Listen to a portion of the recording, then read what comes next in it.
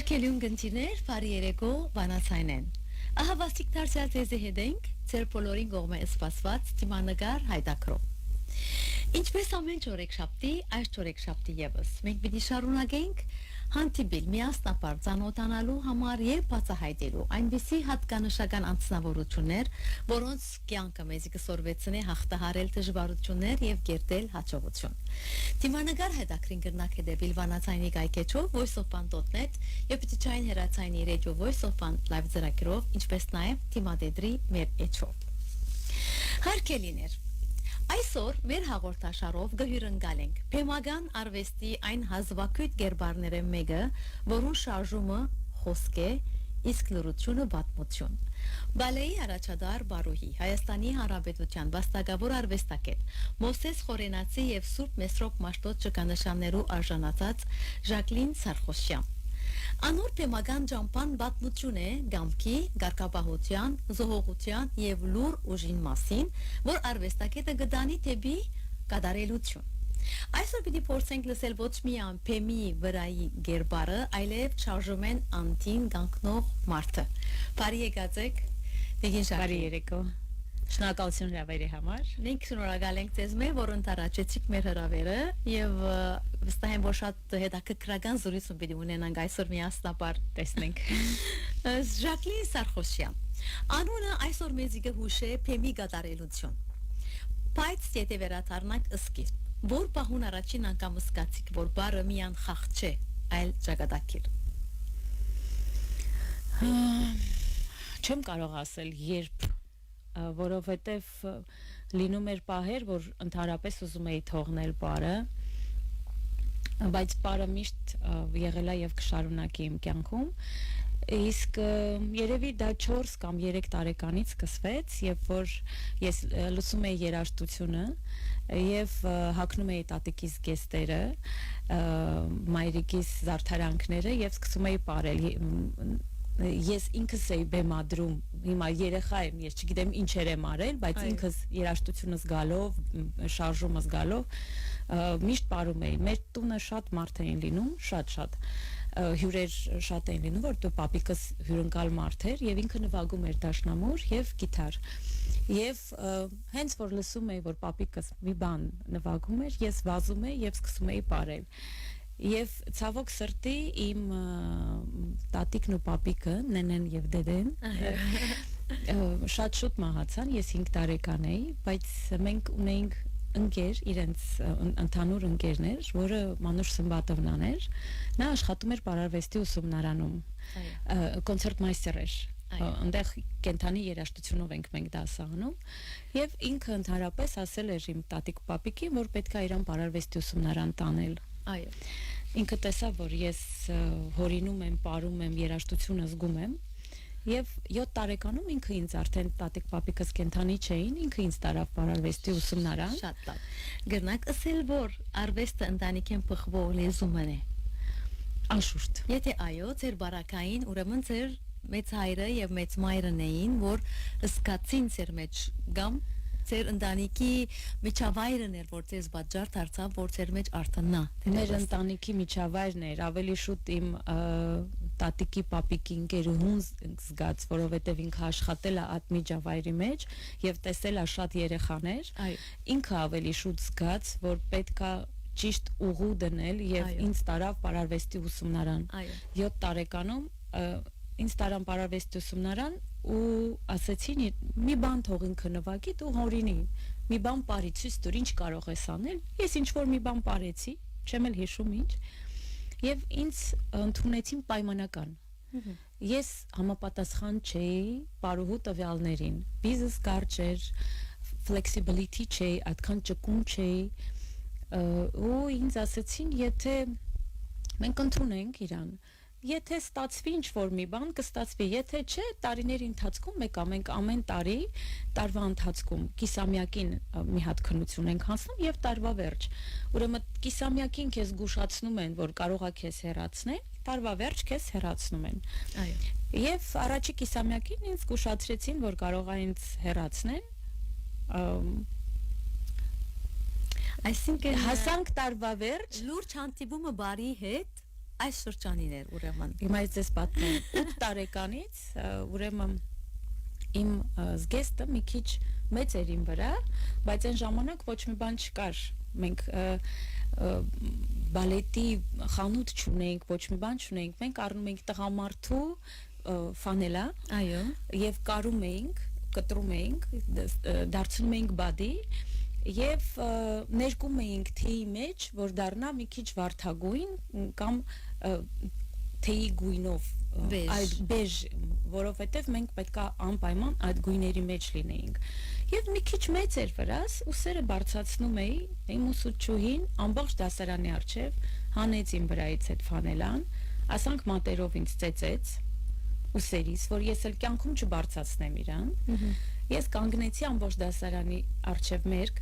եւ հեկեկալով լացում էի։ Ինք ասես դու անճորնի ճուտիկ ես, դու երբեք պարուհի չես դառնա։ Այդ ժամանակ սկսվեց մեջս։ Ես նայեցի իրա վրա, ասացի ես ես դեռ կապացուցեմ։ 8 տարեկանում ես ինքս ինձ երթուն տվեցի, որ ես կդառնամ պարուհի։ Նույնիսկ իմ ծնողը չգիտեր, որ այդ տանկ բան պատահել, որ դպրոցում սենց են վարվել ձեզ հետ։ Այո, սուսուպուս գնացի տուն, ոնց որ ոչ մի բան չի եղել։ Մենակ մայրիկին ասացի, որ ինքը կարճացնի այդ ֆանելայի մասը, որ ես մյուս օրը այդ ծեծը չուտեի։ Այո։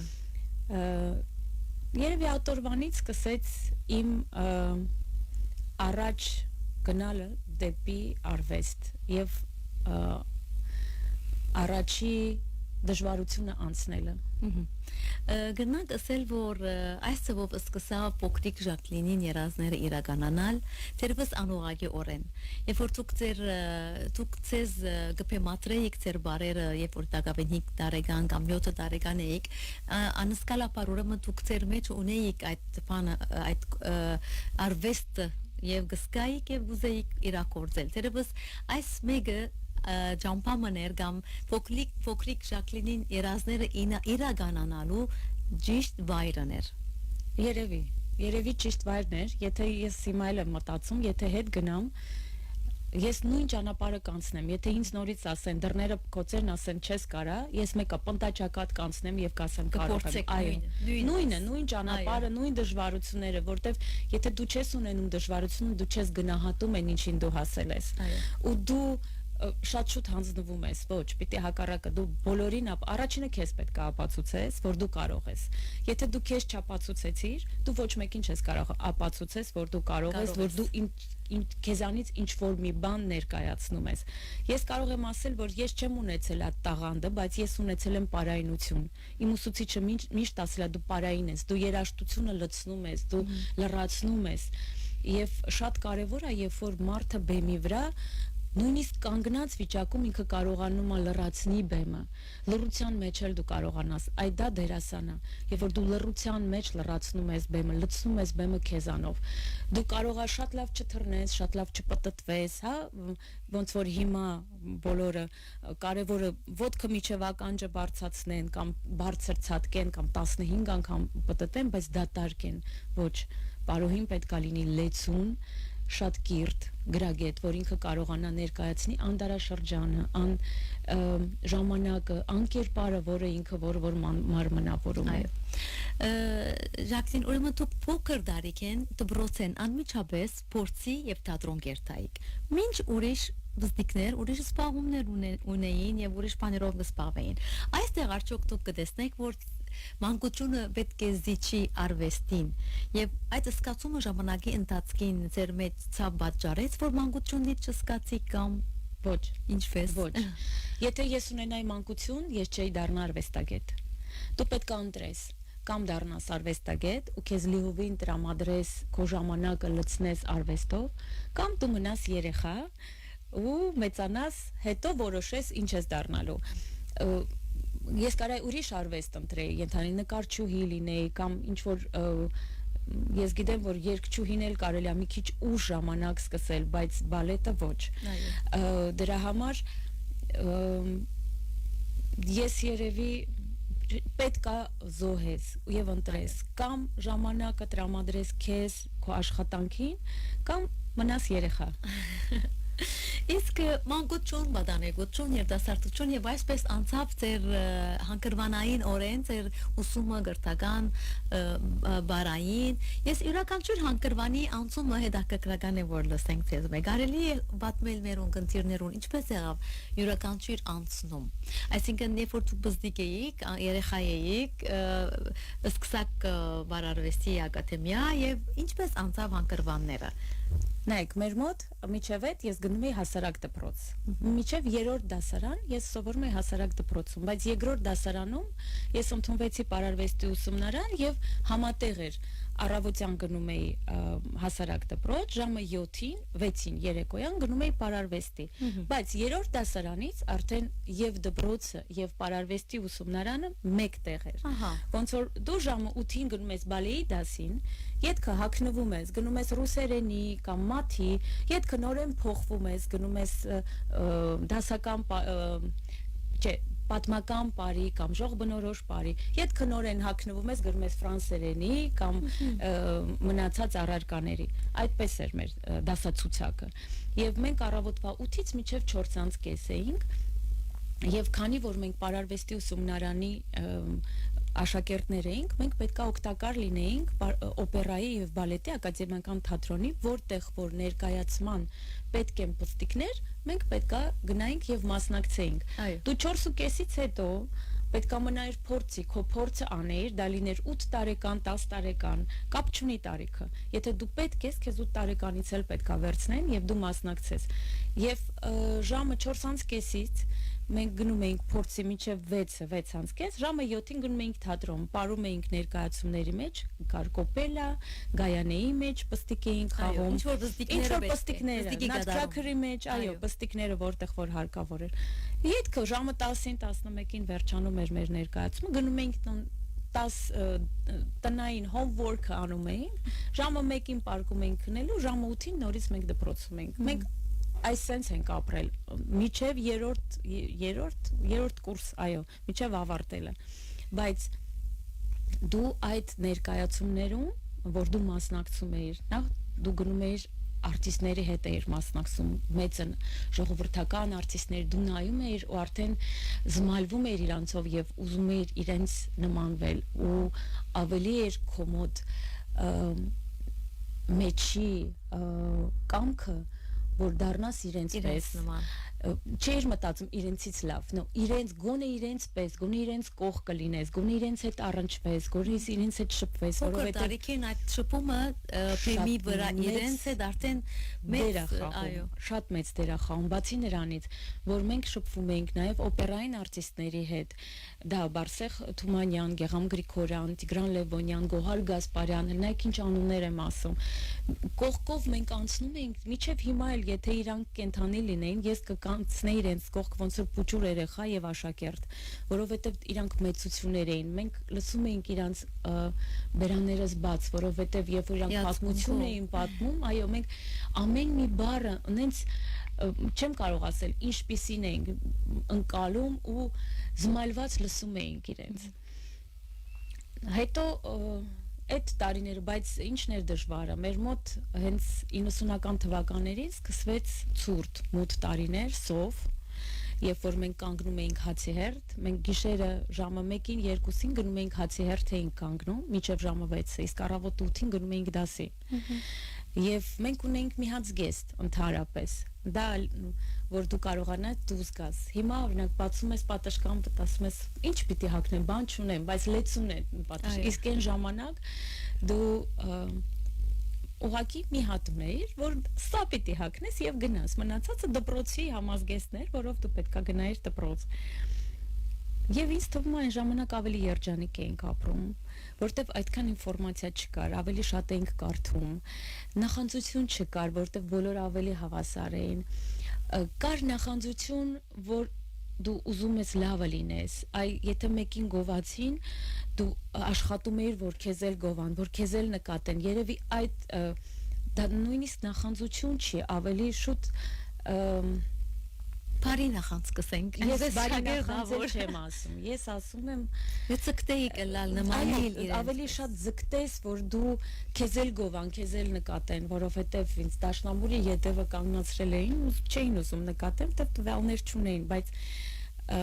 ես նույն միջև հիմա երեխեքիս ասում եմ, տեղը կապ չունի։ Եթե դու ասելիք ունես, դու դաշնամուրի հետևից էլ կերևաս։ Մարդը այնով որ ունի ասելիք, ինքը վերջի գծում էլ կերևա։ Ու չես կարա չնկատես այն երեխային, որը որ տենում ես, որ դաշնամուրի հետևը մի բան անում է, ուրեմն ասելիք ունի։ Հələ բերեմ իրան առաջ, փորձեմ իրան։ Եվ տենց էլ ստացվեց իմ հետ։ Ուրեմն Պարարվեստի ուսումնարանում ասում շատ բաներ ա եղել, point shoes-երն է պահել իմ, ենթադրենք ինձ չեն ընտրել, որովհետև այդքան սիրուն չէի, մյուսը ավելի սիրուն էր, մյուսի տատիկը աշխատում էր Պարարվեստի ուսումնարանում, իրան ավելի դեր էին տալիս, քեզ չէին տալիս, միշտ եղել է դա եւ կլինի, բայց ես շատ ուրախ եմ, որ դա ինձ չի կոտրել, հակառակը ինձ ուժատվե, որ ես գնամ առաջ եւ ինձ նկատեցին արդեն թատրոնում։ Նախ մեր մոտ պետական քննության ժամանակ, ուրեմն տարբեր անսամբլներից, թատրոններից գալիս են, քննությունը նայում են, նստած են Պարարվեստի ակադեմիայի ավարտական պետական քննության, այո։ Գալիս են քանի հատ մենք անսամբլ ունենք, բարեկամություն, բարի պետական, երգի պար եւ օպերային եւ բալետի ակադեմիական թատրոն, այն ժամանակ մի հատ էլ թատրոն ունենք, մանկական թատրոն։ Այդ բոլոր թատրոններից գալիս են եւ նայում են հենց քննության ժամանակ։ Դուք հանձնում եք դասական պար եւ զուգապար եւ ժող բնորոշ պար։ Միառժամանակ այդ 3 քննությունը 1 ժամ սկսում են աղջիկները, ետքը 1 ժամ տղեկը, զուգապարը աղջիկ տղա եւ ժող բնորոշը նորեն աղջիկ տղա։ Եվ գնում են քննարկելու տնօրենի սենյակ, կես ժամից հետո մեզ կանչում են եւ ասում են, օրինակ ենթադրենք քեզ ընտրել են բարեկամություն, այո, քեզ ընտրել են բարեկամություն համույթ։ Ինձ ընտրեցին օպերա եւ բալետի ակադեմիական թատրոն։ Բայց ես ասեմ, որ ես չէի ուզում այնտեղ գնալ, որովհետեւ ես ավելի շատ ժող բնորոշն էի սիրում։ Ես ուզում էի բարեկամություն, ես երազում էի, որովհետեւ ինձ ավելի մոտիկ էր պարերը, տարբեր երկրների պարերը, որտեղ տարբեր էմոցիաներ են, տարբեր ժողովուրդներին ես դու ավելի մոտենում, ճանաչում, օրինակ ռուսական պարը, վրացական պարը, հնդկական պարը, ես իսպանական կրքոտ, դու ոնց որ պատմական ավելի պարեր ես ճանաչում, որպես պատմություն այդ երկիրը, ու ինձ ավելի դա էր հետաքրքիր։ Բայց դե արդեն ընտրել էին, ինչ պիտի աներ, անկեղծ այո տխրեցի, բայց դե որ ընտրեցին, գնացի այնտեղ աշխատելու եւ իմ առաջին ներկայացումներ, որ արդեն որպես աշխատող, բայց միջև այդ մենք արդեն 8-րդ դասարանից գնում էինք թատրոն պրակտիկայի եւ կես դրույքով ինձ արդեն վերցրել էին թատրոն աշխատելու։ Ես այնտեղ ապարեցի եւ արդեն Կարապիլիչ, Սպարտակի մեջ էինք ապարում, Գայանեի մեջ էի ապարում, բայց 90 ապարում որպես կորդեբալետ, ոչ թե առաջատար։ 4-րդ գծում ցենց մի հատ երեխա միտեղ մի հատ ոնց որ ասում ենք մի հատ ծակ էինք խոցում։ Հիմա որպես արդեն բալետի արտիստ ես ապարում էի Գայանեի մեջ եւ այդ տարի մեր բախտը բերեց Ճգնավորյանի երաժշտությունով Վելեն Գալստյանը բեմադրում էր Օթելո բալետը։ Իր մասին ընդհանրապես շատ քիչ են լսել եւ Օհան Դուրյանը չափ էր տալիս։ Նոյեմբերին էր թե հոկտեմբերին էր պրեմիերան, տենց չեմ հիշում։ Մենք ապարեցինք, հետո ֆուրշետ էր եւ ուրախանում ենք, զվարճանում ենք, ապարում ենք, Վելեն Գալստյանը ինձ կանչեց, ասեց. «Բալիկ ջան, հələ արի ստեղ»։ Ես եկա իր կողքը, բա անունդ ինչպես, ասում Ժակլին։ Լսում եք, այս աղջիկը հələ իր մասին շատ բան կասի։ Ու հետո այդ դրվագից հետո ինձ սկսեցին տալ մենապարուրի փորձեր։ Օրինակ Գայանեի փորձ տվեցին, դիմակահանդեսի փորձը տվեցին, որ ես արդեն սովորեմ։ Անուղագի օրեն պատրաստեցին։ Չէ, տվեցին, բայց չի նշանակում, որ դու parեցիր։ Այո, պատրաստեցին այդ թերերու, սկսեցին իմ հետ աշխատել։ Դա առանձին ուսուցիչ, որը քեզ տրամադրվում են փորձեր, որ դու մտնում ես առանձին դահլիճ եւ սկսում ես քո վրա աշխատել, որովհետեւ դպրոցից եկել ես, ոչ մի մեծ բան չես ապարած, ոչ մի գլխավոր դեր չես ապարած եւ միանգամից ինչ որ մի բան են տալիս, որ դու պետքա կերպար խաղաս 19 տարեկան աղջիկ, նախ պետքա շատ կարդաս, որ կարողանաս դա իրականացնես։ Ու հետո այնց ստացվեց, որ ես չպարեցի, ոչ մի մենապար չպարեցի այդ ժամանակ։ Ես իմ աղջկան ունեցա եւ նոր վերադարձա 5 ամսեկաներ ինքը պստիկ էր, ես վերադարձա բեմ եւ դրանից հետո սկսեցի ապարել։ Ես իմ կարիերան սկսեցի անել այն ժամանակ, երբ որ իմ աղջիկը արդեն կար եւ մենք մեծանում էինք իրար հետ։ Ես որպես կարիերայի գծով, իսկ ինքը որպես իմ երեխա իր տարիքով։ Այո։ Իսկ Բալեն ունի իր քաղաքները։ Հիմա նախքան խոսենք ձեր առաջին թերի մասին կամ այդ ուղիի մասին։ Բալեն ունի իր քաղաքները, զորս բարուհին գբահե բեմին վրա։ Ինչ է այդ քաղաքները։ Գաղտնիք չկա։ Գաղտնիքը աշխատանքի մեջ է։ Դու պետքա իմանաս, երևի ոչ մի գաղտնիք էլ չկա, մտնում ես դահլիճ, պետք է աշխատես եւ տրվես քո աշխատանքին։ Դա է երևի ամենամեծ գաղտնիքը, որ երբեք չհոգնես, նախ պետք է սիրես քո աշխատանքը, եթե դու չես սիրես քո աշխատանքը, դու ոչ մի բանի չես հասնի։ Որտեվ կույր ես, երբ որ դու սիրում ես, դու կույր ես։ Ոչ մի դժվարություն աչքերիդ չի երևում, ոչ մի զոհություն աչքերիդ չի երևում։ Դու դա ընդունում ես, ոնց որ ադանքել պիտի լիներ, ուրիշ ձև չէր կարա լիներ։ Այո։ Սա է գաղտնիքը։ Ինչպես կարելի է գրնա, կամ թեր խոսենք այդ թերը, առաջին թերը, կամ այդ գերբարը, որ ընդհանրապես հետ կծկեց ձեր արվեստակետի հոգիի մեջ։ Ընդհանրապես։ Իմ համար ընդհանրապես դա Սպարտակն էր։ Սպարտակ։ Այո։ Ամեն մի դեր հետ կա թվում։ Օրինակ ես չունեմ դեր, որ չեմ սիրում։ Ես միշտ սիրել եմ իմ բոլոր դերերը, բայց իմ համար ինչի համար էր Սպարտակը։ Ես կարող եմ բացատրել, որովհետև ես աշխատել եմ լեգենդար բեմադրիչի հետ։ Այդ 2.5 ամիսը, որ աշխատեցինք իր հետ, առավոտից երեկոյան ժամը 10-ից մինչև 12-ը 11-ից մեզ թատրոնից արդեն հանում էին դուրս Գրիգարովիչի հետ այդ 2.5 ամիսը անցկացնելու եւ այդ աշխատանքի արդյունքը շատ հետաքրքիր մարդ էր, ինքը գիտեք ոնց էր բացատրում, ինքը ասում էր դու պիտի երգես ներս, որ դու կարողանաս քո մարմինը պիտի երգեն, դու պիտի վերարտադրես քո ներքուստ այդ երգը, որ քո մարմինն էլ երգի։ Դա ոչ մի բեմադրող չի ասել, որ դու պիտի երգես։ Ու ինքը ճիշտ էր։ Ես հետո հասկացա ինքը ինչ նկատի ուներ, այո։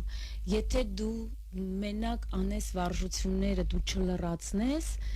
այդ երաժշտությունը, որ ձուլվում է քո հետ եւ գնում է ընդհանրապես, դու իրոք չես կարողանա երգես ու չես կարողանա փոխանցես քո հանդիսատեսին այդ զգացմունքները, որ փոխանցում ես։ Իրա հետ նախ ինքը ինձ նմանացնում էր իրեն տիկնոջը Բիսմերտնովային, հայտնի բալետի պարուհի, որը որ պարում էր Բոլշոյում,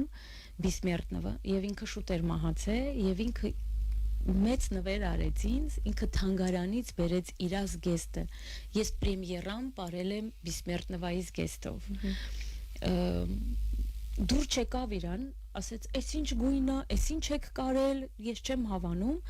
Հեռաձայնը վերցրեց միանգամից Մոսկվայի, միացրեք ինձ Մոսկվայի հետ, պետքա Մոսկվա խոսեմ, թանգարանից բերել տվեց, մեկ գիշերվա մեջ օթանավով բերել տվեց այդ զգեստը։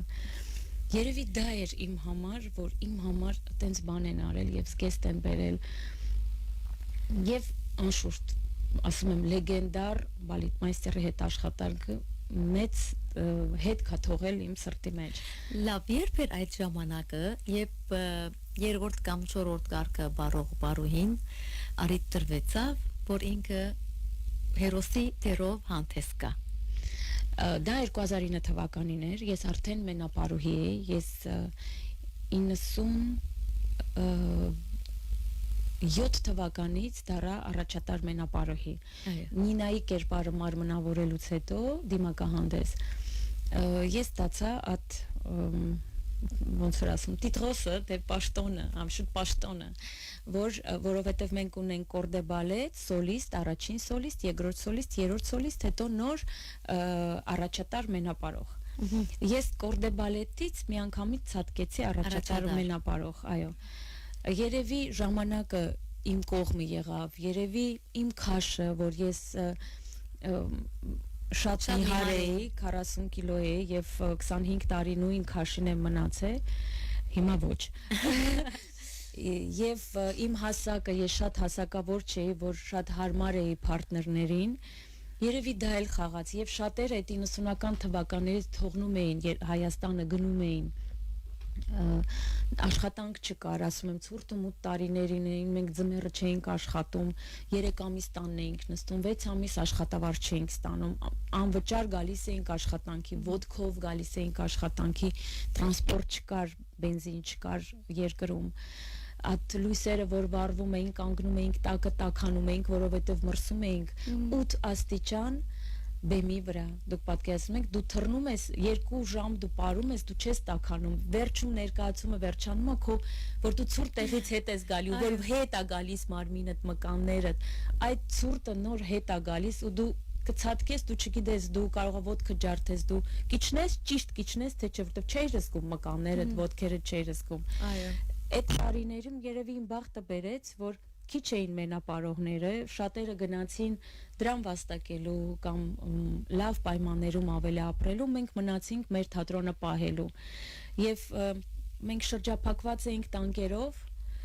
երբ որ կոմենդանտսկի ժամ էին ասում,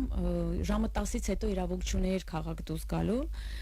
եւ ներկայացումները փոխել էին ժամը 6-ից էին գնում, որ ժամը 9-ին վերջանար, որ մարդիկ կարողանային հասնել իրենց տունները։ Եվ օպերան շրջափակված էր տանկերով, դու պետքա ցույց տայր քո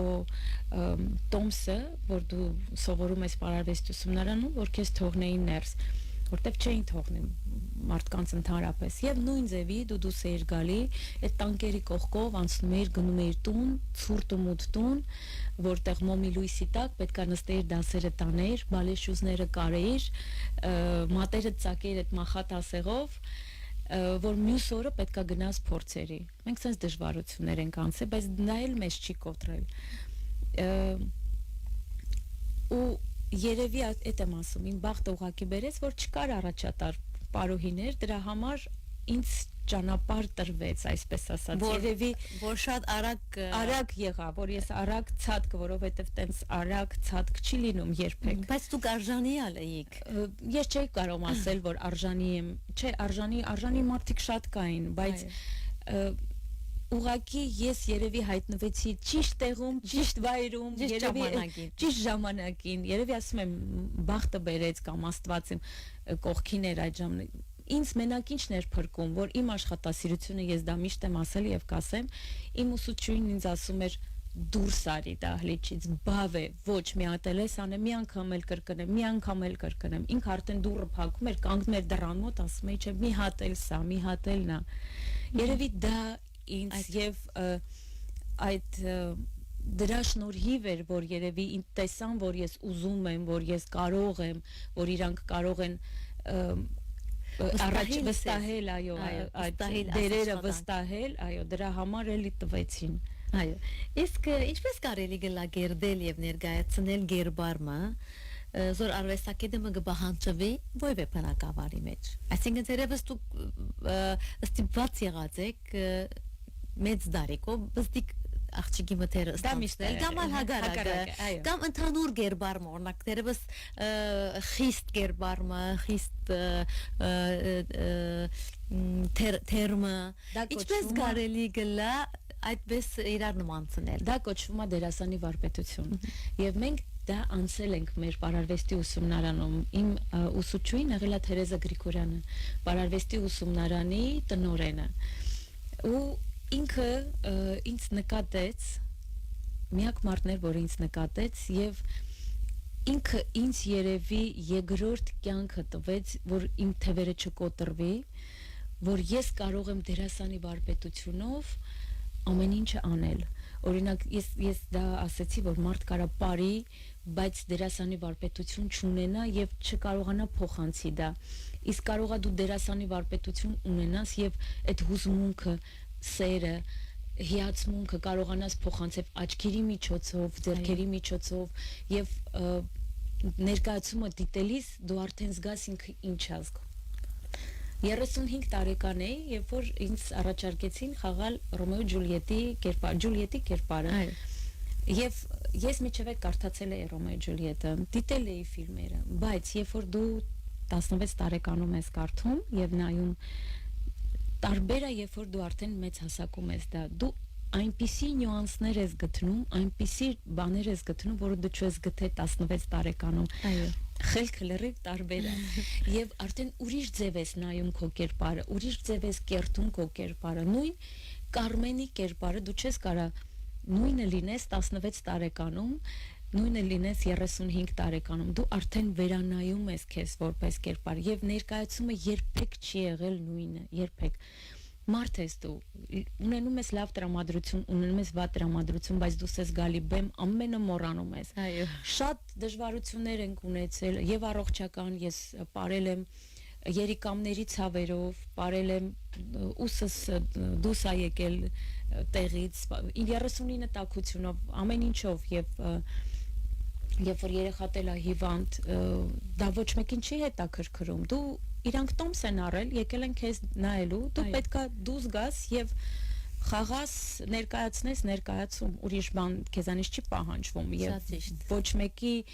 հոգը չի, դու ինչ ունես տանը, հոգսեր ունես կամ հիվանդ ես, դա ոչ մեկի հոգը չի։ Արդեն երբ որ փեմին վրա ես, ամեն ինչ մոռանում ես։ Պետք է մոռնաս եւ մտնալ այդ գերբարի մեջ, թերի մեջ։ Ջան, գիտեք ինչն էր հետաքրքիր։ Ես կարծում էի, որ ես մեծանամ, իմ բանը կանցնի վախը, այդ նույնիսկ վախը չի, գիտեք, հուզմունքը, իմ հուզմունքը կանցնի, երբ որ ես դուրս կգամբեմ։ Սուտա, ոչ մի բան չի անցնում։ Այն րոպեն, երբ որ դու ենթադրենք Ժիզելի տերամ, պամ, ուրեմն այդ մյուզիկը հենց որ լսում է, այդ ժամանակ սիրտս ընկնում է ոտքերիս մեջ, որ հեսա պիտի դուրս գաս, հենց որ դուռը բացում եմ եւ ես արդեն նայում եմ, ամեն ինչ սիրտս գալիս է տեղը եւ ամեն ինչ կորում է եւ ես մոռանում եմ, որ ես 2 րոպե առաջ վախենում էի բեմ դուրս գալ։ Այո, ամեն ինչ մոռացվում է։ Արվեստագետի հաջողությունը Ժակլին ջան, չի շնորհվիր, այլ գուկա դկնաճան աշխատանքի եւ զողողություններու շնորհիվ, ինչպես որ արդեն մինչեւ հիմա խոսեինք։ Ինչպեսի դժվարություններու թեման գտնվեցաք եւ թյուրուներ հաղթահարելը, այսինքն արվեստի ջամփում մեջ կրնան բահեր, որոնք չեն ցուցադրվիր փեմին վրա եւ փեմեն անտին գլայ դժվարությունները, ինչպես որ հիմա ասենք։ Եվ այդ բոլոր դժվարությունները ինչպես հաղթահարեցիք եւ ինչպես ձևավորեցին ցեզի։ Գիտեք, ինձ երևի ձևավորեցին մարդ, որ պետքա լինես մարդ, որ դու կարաս լինես հիմա շատ լավ արվեստագետ, ամեն ինչին հասնես, բայց մնաս մարդ, ոչ թե լինես շփացած, ոչ թե քիթը ցցես եւ աստղայինը քեզ տանի։ Երևի դա ձևավորեց։ Իմ ուսուցիչը ասում էր. դու հիշի, դու որ թատրոնից դուրս գաս, երբ որ վերջացնես, որ ոչ թե քեզ հիշեն, ինչ լավ է, վերջապես ինքը ազատվեց թատրոնը, այ քեզ հիշեն, որ դու մտնես թատրոն, ասես տեղը տերևում է, ինչքան քեզ կարոտում ենք։ Երևի այդ դա ինձ ձևավորեց եւ ես այդ ժամանակ չէի պատկերացնում, որ դա դժվարություն է։ Ու գիտեք ինչ, երևի Աստված տալիս է դժվարությունը այն մարդկանց, ովքեր որ կարող են հաղթահարել են դժվարությունները, չի տալիս դժվարություն այն մարդկանց, ովքեր որ չեն կարողանում դա հաղթահարել։ Եվ ես նույն դժվարությունների մեջ, ես ասում եմ, կարար ավելի գեշ լիներ։ Փառք Աստծո, որ տվեց աս լեվելը, ուրեմն ես կարող եմ սա, պետքա տեսնես դժվարությունների մեջ պոզիտիվը, եթե դու տեսնես նեգատիվ կոմո դժվարությունը կերկարի, երբ որ դու դժվարությունների մեջ տեսնես պոզիտիվ, նախ դու գիտես ուր ես դու գնում, որ դու ունես հանդիսատես, դու ունես սիրող հանդիսատես, դու ունես երկրպագուներ, որը քեզանով ապրում են, քեզանով շնչում են, դու մարդկանց տալիս ես կյանք, մարդկանց տալիս ես լավ տրամադրություն, մարդկանց տալիս է սեր, ինչու ոչ եւ սեր, որովհետեւ մարդ կա, որ սիրում է քեզ որպես արվեստագետ, մարդ կա քեզ ատում է որպես արվեստագետ, ես դա էլ եմ ընդունում, ես շատ սիրում եմ, երբ որ ինձ իմ վատ կողմերն էլ են ասում, որովհետեւ եւ թե չասեն քեզ քո վատ կողմերը, դու չես դառնա լավը։ Դու պետքա քո վատ կողմերը փորձես, սրբագրես, այո, դու պետք է ամբողջ կյանք սովորես։ Եվ ես սիրում եմ, երբ որ ինձ քննադատում են, իմ քննադատության վրա ես աճում եմ։ Ես եթե ինձ չքննադատեն ու ես ասեմ հանգստանամ, որ ես ինչ լավն եմ, ես էլ ոչ միտեղ չեմ հասնի։ Ես պետքա միշտ ես միշտ միջև հիմա էլ իմ աշակերտներին ասում եմ, արվեստագետի կյանքը աստիճանա, պետքա բարձրանաս եւ հասնես տեղը, որ դու կարողանաս քեզ պահես ու փորձես չսայթակես։ Շատ հեշտ է, շատ դյուրին է սայթակելը այդ բերի տեղից, շատ դժվար է քեզ այնտեղ այդ բերի մասում քեզ պահելը։ Այո, իսկ նման երկերու վրա գտնվող արվեստագետները, այդ բարձրունքին վրա գտնվողները մրցակիցներ ունենան։ Եվ այդ մրցակիցները ոմանք կփորձեն զանազան ձևերով վնաս հասցնել, ոմանք բարի նախանցք ունենան եւ ոմանք կուզեն այսպես նմանիլ հաջողագին եւ իրենք բարելավել։ Ժակլին Սարխոշյան, ինչպես կվերապերեր նման բարականերու հետ։ Ժպիտով։ Միայն ժպիտով, որովհետեւ երբ որ կարողանում են քեզ վնաս հասցնել, փորձել չէ, հասցնել, որովհետեւ շատ բաներ են եղած։ Ես Կարմեն Պարելուց պետքա դուրս գայ բեմ եւ մի քանի վայրկյանի ընթացքում պետքա կարմիր զգեստս փոխեի սևը հագնեի, դուրս եմ գալի, տեսնում եմ զգեստս չկա, բայց ելույթից հետո վերջացնում եմ, գնում եմ, տեսնում եմ, որ տեղում դրած է։ Գայանեի պրեմիերային 2004 թվականին ես փոխարինող չունեի եւ 2 տարի ես պարում էի ունեի կերպարը առանց փոխարինողի, ուրեմն ամբողջ ջեներալ փորձերը 5 փորձ գայանեները փոխվում էին, մի օր մեկն էր, մյուս օր մյուսն էր եւ 5 փորձ ես էի պարում յետևի իմ պարտների հետ եւ պրեմիերայի ժամանակ ոտիս մեջ մախաթասեղ մցրեցին եւ ասանք դրվագներ փոնչուզները պահեցին, Ռոմեո Ջուլիետի ժամանակ գիշերանոցը մի քիչ կտրեցին, որ ձերքս բարձրացնեմ լման փոկվի։ Շատ բաներ են եղել, բայց ես գիտեիք որ ով էր ընողը։ Ոչ, չէի գիտեր։ Եվ պետք չի որ իմանամ։ Աստված վերևը կպատժեն։ Մենք ընդհանրապես 3 հոգի էինք, որ առաջատար պարոհիներ էինք եւ միշտ փորձում էինք, եթե մեկը հիվանդ էր, իրար մեջ ասում էինք դու այսօր ինձ կփոխարինես։ Մեր մոտ իմ կողմից միշտ տենց ա եղել։ Ես երբեք չեմ նախանձել ու միշտ ասում եմ պետք չի նախանձել, դու ձգտի լավը լինես եւ երբ որ դու դուրս ես գալի բեմը չի ներում ընդհանրապես ոչ մեկին չի ներում բեմը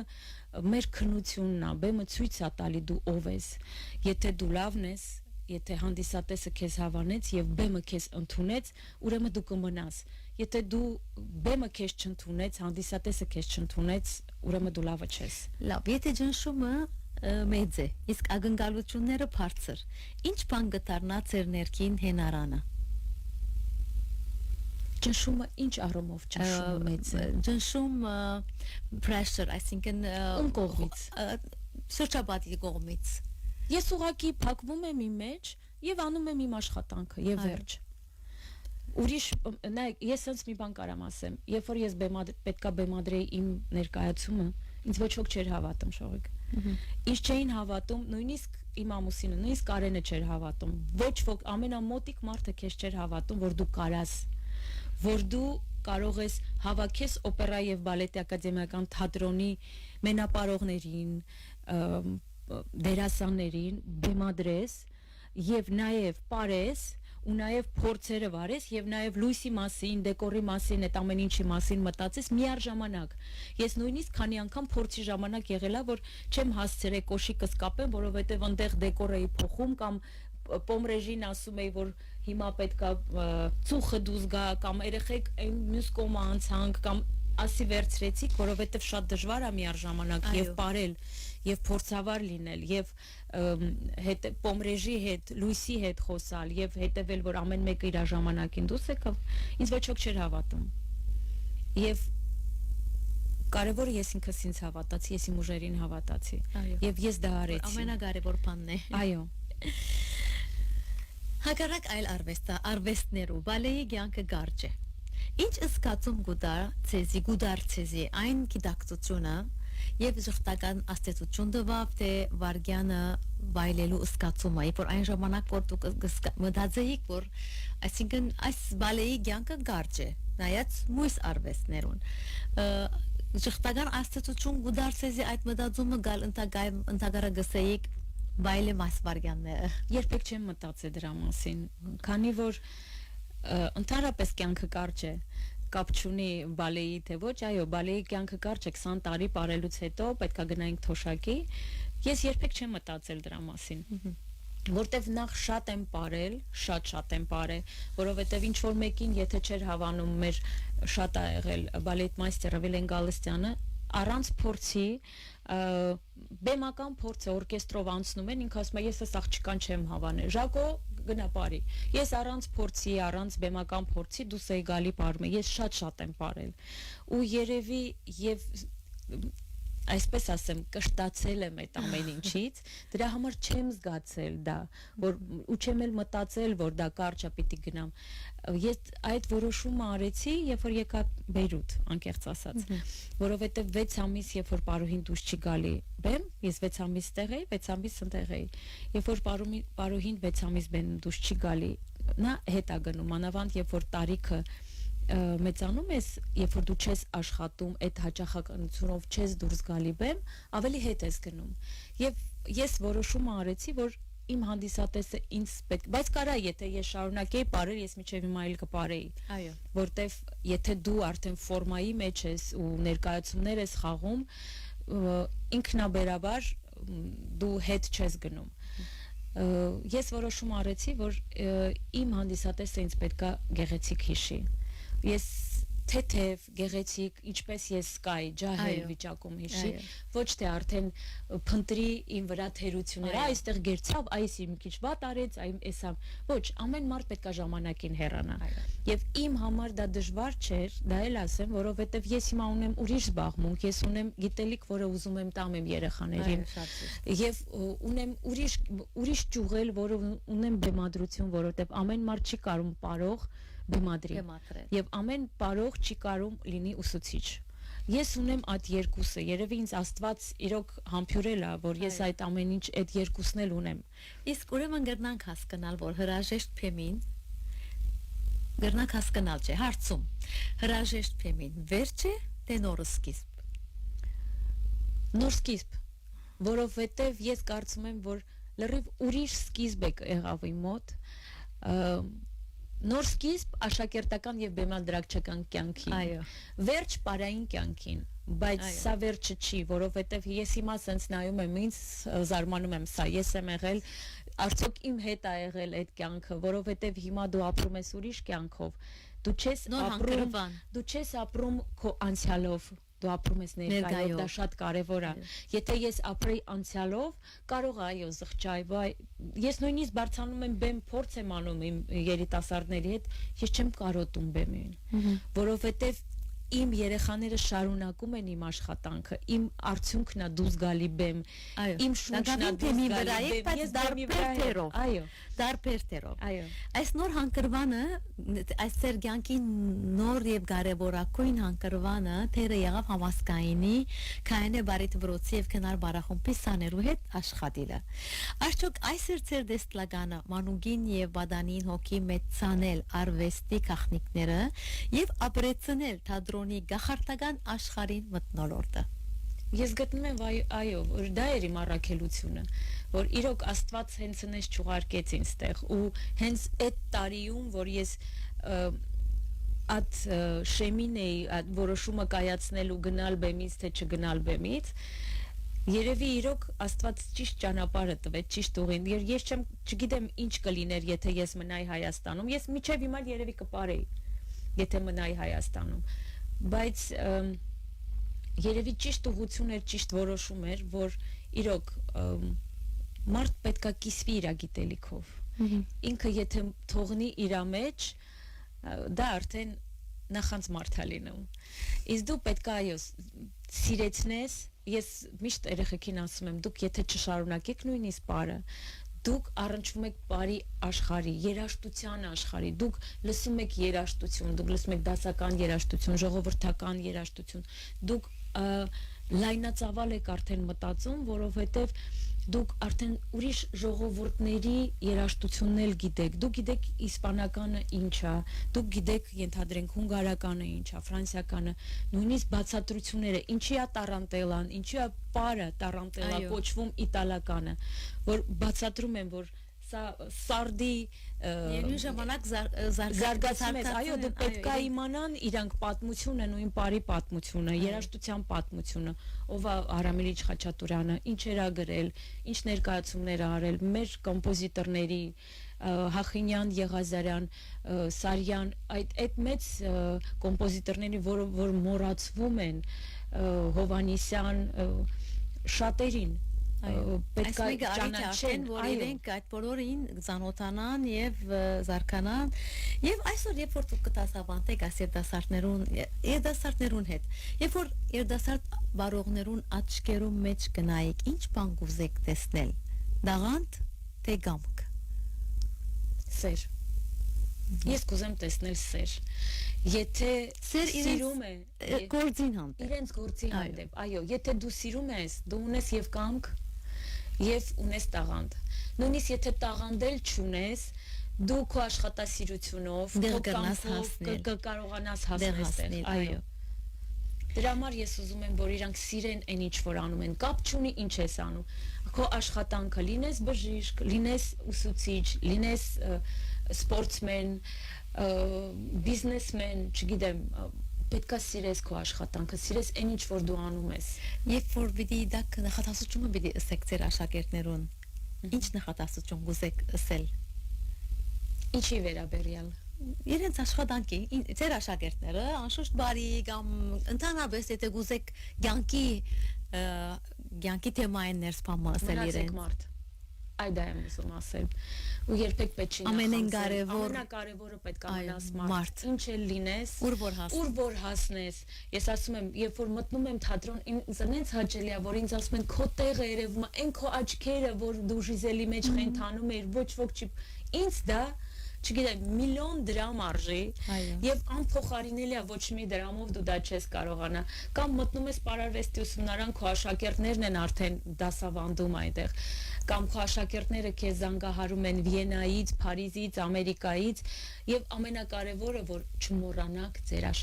ուսուցիչներին երբեք չմոռանաք ձեր ուսուցիչներին եւ մի հատ էլ բան ասեմ ես շատ շնորհակալ եմ այն ուսուցիչներից ովքեր որ չէին հավատում ինձ ու այն ովքեր որ ինձ իրոք գավազանով ծեծել են շատ շնորհակալ եմ իրենց որովհետեւ իրանք իմ մեջ արտնացրեցին հավատք իմ հանդեպ որ ես կարող եմ ամեն ինչին հասնել ես պիտի հարցնեի հիմա այդ հարցումը որ արդյոք արիտ ունեցաք տեսնել այդ ձեր առաջին այո ես հրավիրեցի նույնիսկ ես հրավիրեցի ինչպես էր իրենց ներողություն խնդրեց ինձանից բայց ես ասեցի ոչ ասեցի պետք չի ձեր ներողությունը ես դե շնորհակալություն պիտի ասեմ եթե դուք չլինեիք ես երևի այս մարդը չէի լինի այս կոպվածությունը չէի ունենա ես երբեք չեմ իմ մայրիկին երբեք չեմ բողոքել, երբեք չեմ ասել, որ ես ժամը 1-ին եմ պարկում, դասերս չեմ հասցրել, ոչ ոք չի իմացել դրա մասին եւ մի բան էլ ասեմ, տրավմաներ ենք ունեցել մենք, ես ողնաշարի տրավմա եմ ունեցել, ես 1 տարի տախտակի վրա եմ պարկել, 1 տարի որոշ երեխաները պատրաստ էին դոշակների, փափուկ եւ նեղություն չբանան, ոչ, ես 1 տարի տախտակի վրա եմ պարկել, որովհետեւ ես ողնաշարի վնասվածք ունեի եւ իմ դոկտորը ինձ ասում էր դու ինվալիդ ես, դու չես բարի, դու չես կարող Չես գնար բար։ Չես ոնց թե չեմ կրնա, ասի դուք սենց ինվալիդ եք տեսնում, ոչ։ Ու ես բժիշկներին էլ ապացուցեցի, որ ես մեկա կամքի քո կամքի ուժը ամեն ինչ կարողանում է անել եւ սերը դեպի քո աշխատանքը։ Այսօր երբ դուք ավելի շատ կստեղծեք ուրիշներու համար, ինչ զգացում մեդեսնել ձեր շարժումը ուրիշներու մարմիններու մեջ։ Բավականություն, որ ես կարողանում եմ իրանց ինչ որ մի բան սովորացնեմ, ինչ որ մի բան կարողանում եմ տալ, Բայց ձեր շարժումը, ձեր ներքին շարժումը իրենց մարմնին շնորհիվ կամ իրենց ընդմեջն է որ դուք կտեսնեք։ Ինչ զգացում այդ մեկը Ես տեսնել։ տեսնում եմ իրանց եւ արդեն գիտեմ ինչ կարող են իրանք անել կամ ինչ չեն կարող իրանք անել եւ փորձում եմ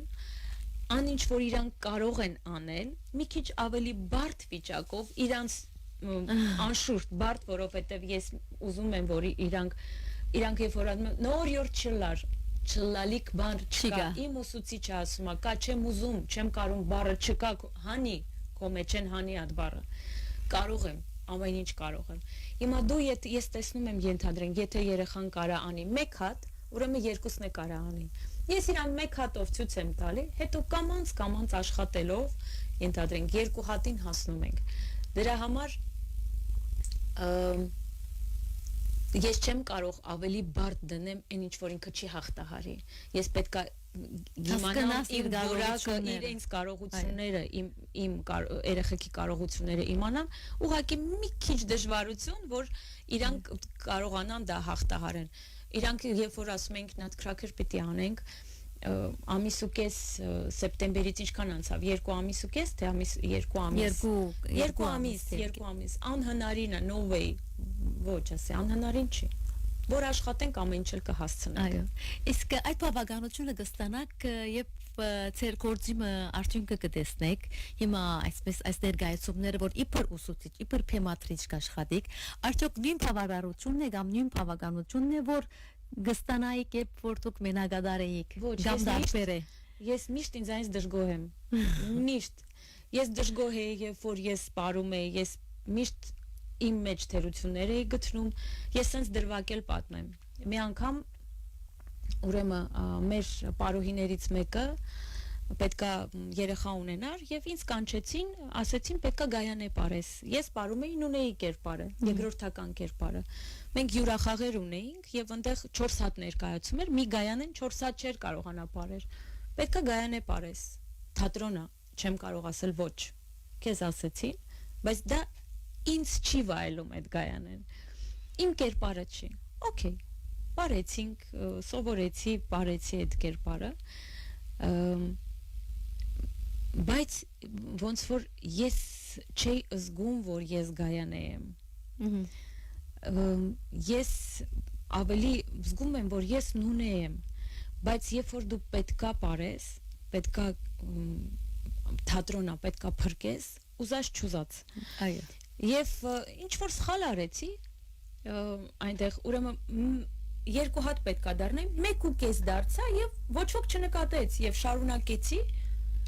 ուսուցիչս Նադեժդա Լինդրուշովնան մոտեցա իրան նախ ինձ չշնորհավորեց հետս չխոսեց մյուս օրը բարևեցի բարևս չարավ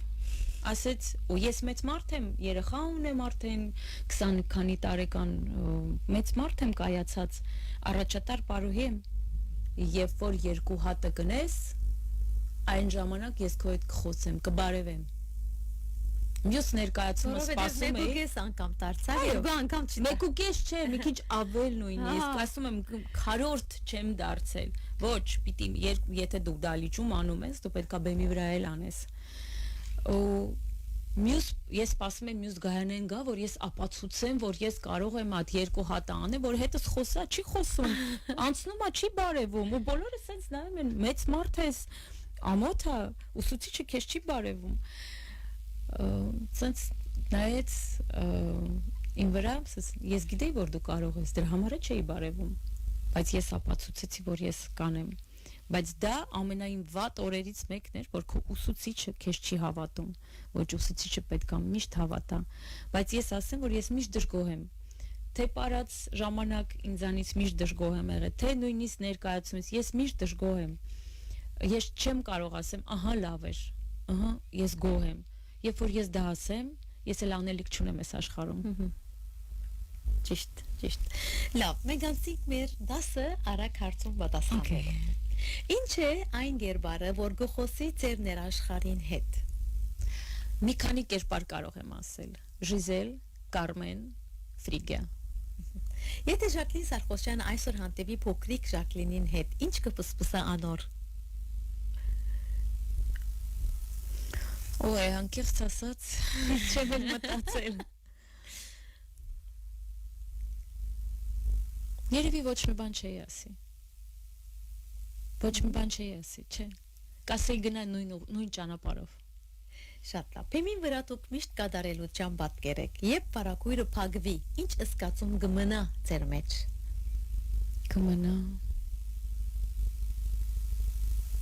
Դել երբեք չեմ մտածել դրա մասին։ Երևի հոգնածություն։ Այ հոգնածությունը միշտ մնում էր, որովհետև այդ րոպեին 2 ժամ ցածկոտելուց հետո եւ երբ որ դու խելագարման տեսարանը խաղում ես, դա շատ հոգեպես դժվար է, երբ որ դու խենթ ես այդ պահին խաղում, շատ հոգեպես հոգնած էիր։ Դրա համար հոգնածություն։